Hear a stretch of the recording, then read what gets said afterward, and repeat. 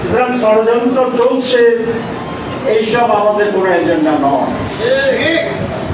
আমাদের এজেন্ডা হচ্ছে ষড়যন্ত্রকে মোকাবেলা করে, দলিয়ে গঠিত করে, পিষ্ট করে আমাদের লক্ষ্যে আমরা কিভাবে যাব তার পরিকল্পনা গ্রহণ করা এবং সেটা বাস্তবায়নের জন্য সঠিক ভূমিকা পালন করা, কর্মকৌশল স্থির করা।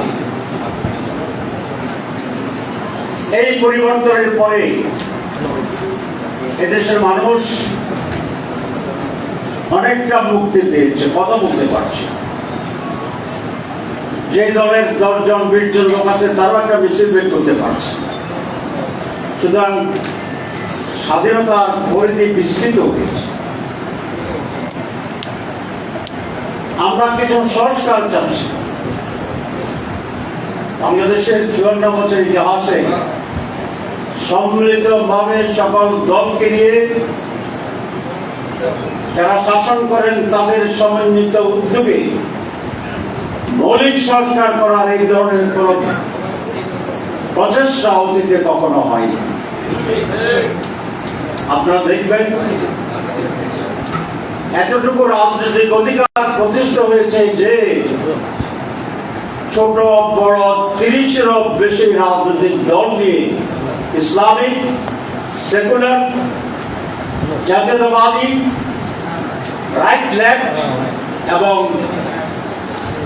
লেফট টু দি রাইট যে দলগুলো আছে তারা সকলেই এই সংগ্রামে অংশগ্রহণ করতে পেরেছেন। এটা এক ধরনের উদ্যোগ হয়েছে। আগে বাবারা মুসলমানদের সাথে কথা বলতো না, মুসলমানেরা বাপদের সাথে কথা বলতে অগ্রসর হচ্ছে। ইনশাআল্লাহ আমরা কিছু ঠিক করতে পারবো। সংস্কারের ব্যাপারে মৌলিক অনেকগুলো বিষয়ে আলোচনা হচ্ছে। তার ভিতরে পার্লামেন্টের 2 কক্ষ বিশিষ্ট পার্লামেন্ট হবে কিনা এটা একটা নতুন প্রস্তাব। তবে 2 কক্ষ বিশিষ্ট পার্লামেন্টের ব্যাপারে প্রায় একমত হয়ে গেছে।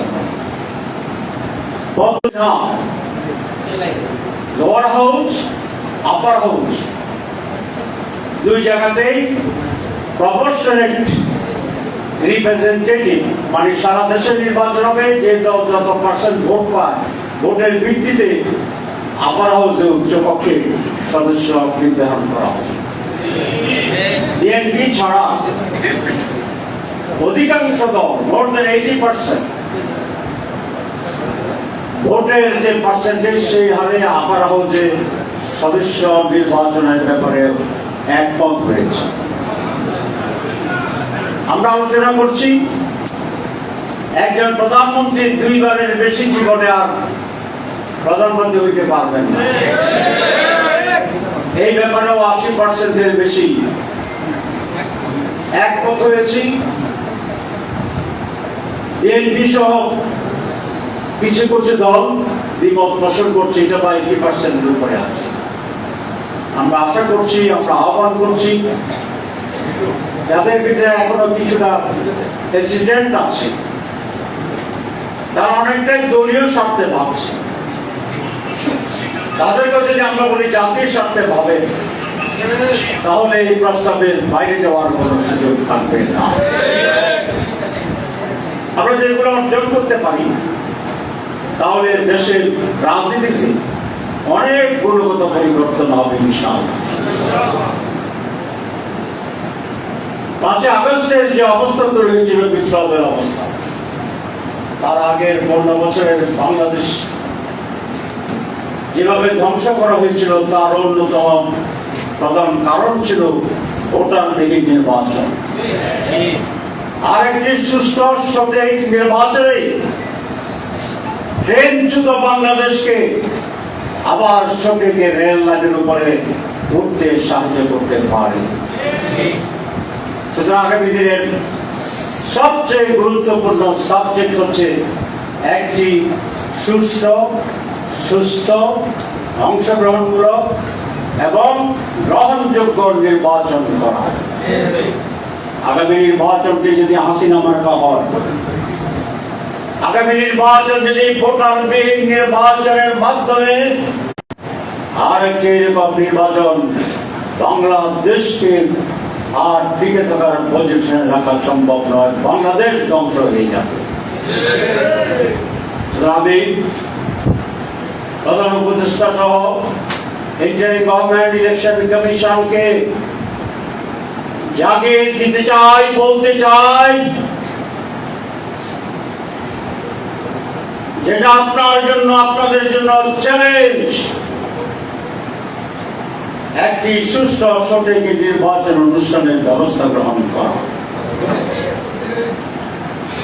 এবং নির্বাচনের তারিখ ঘোষণার আগে, সারা নির্বাচনের তারিখ ঘোষণা হওয়ার পরে রাষ্ট্রের অধিকাংশ ক্ষমতায় নির্বাচন কমিশন হাতে চলে যায়। তার আগে লেভেল প্লেইং ফিল্ড যাকে বলি, সকলের জন্য সমতল ভূমি, সেইটাকে নিশ্চিত করতে হবে।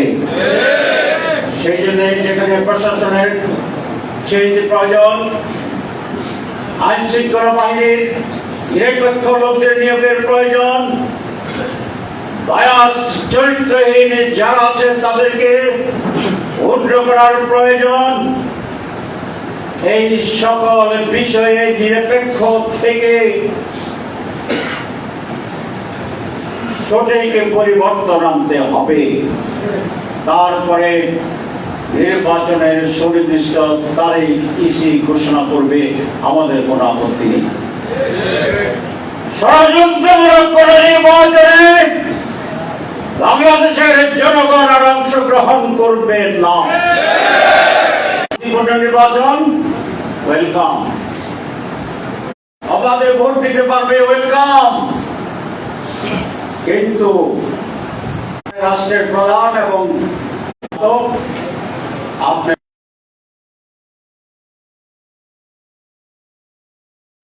সঠিক নির্বাচন নিশ্চিত করার মাধ্যমে পৃথিবীর অনেক দেশে জাতিসংঘের অধীনে নির্বাচন